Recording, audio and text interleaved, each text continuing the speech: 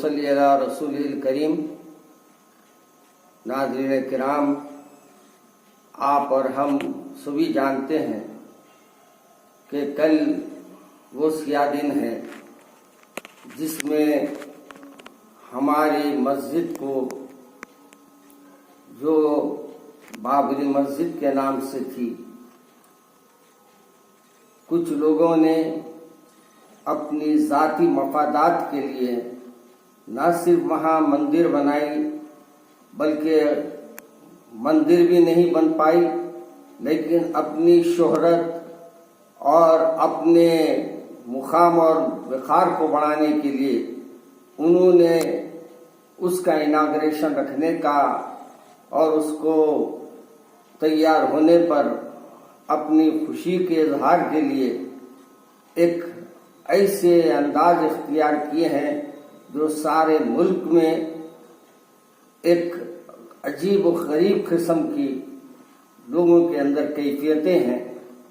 इन हालात में हमारी जिम्मेदारी ये है कि हम अल्लाह तबारक व तआला के सामने रुजू हो और अल्लाह तबारक व तआला के सामने हाथ उठाकर दुआ करें और अल्लाह से अपनी फरियाद करें और जितना वक्त हो सकता मसाजिदों में गुजारे। मौजूदा हालात, हम अल्लाह के घर से बहुत दूर हो गए हैं। हमारा नौजवान बाज़ो नसाए से दूर है, हमारा नौजवान दीन से दूर होता जा रहा है। आज उसका एहसास, आज उसकी कमजोरियों का जो मामला है उसके जिम्मेदार हम हैं।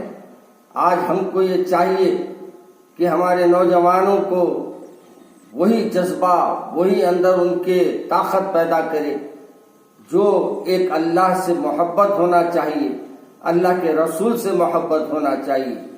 मेरे अजीज भाइयों, आज मुझे बहुत तकलीफ होती है जब हमारा नौजवान सिर्फ इसी मामले में उलझा हुआ है कि क्या होगा, क्या होगा।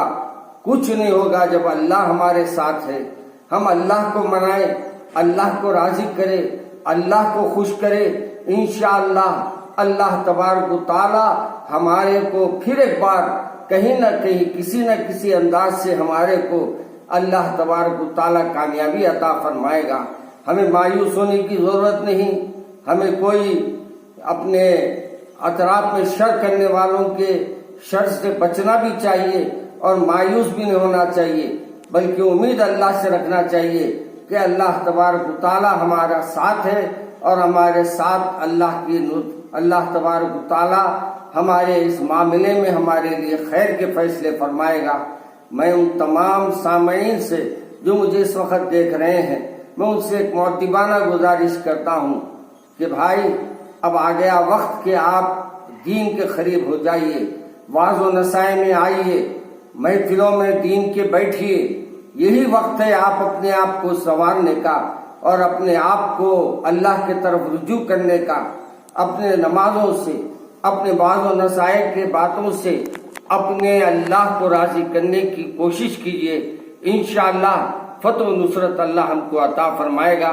इस मौके पर मैं ये भी कहूँगा कि अगर ये हालात में जो कुछ हो रहा है, ज़ाहिरी तौर पे ऐसा मालूम होता है कि मुसलमानों को ये इंतशार में लाने की कोशिश करेंगे और इसी अंदाज से कुछ ऐसे अमल करेंगे कि मुसलमान मुंतशिर हो जाए। ऐसे हालत में आपको अपने सब्र व तहम्मुल का से काम लेना चाहिए और अल्लाह की रजा पर राजी रहते हुए अल्लाह से पूरी उम्मीद होकर दुआएं करना चाहिए। अस्सलाम वालेकुम व रहमतुल्लाहि व बरकातहू। अज़ीज़ान मोहतरम, मैं अपनी बात तो ख़त्म कर दिया, लेकिन मुझे कहा गया कि मौजूदा हालात में हमारे नौजवानों को मशवरा क्या है।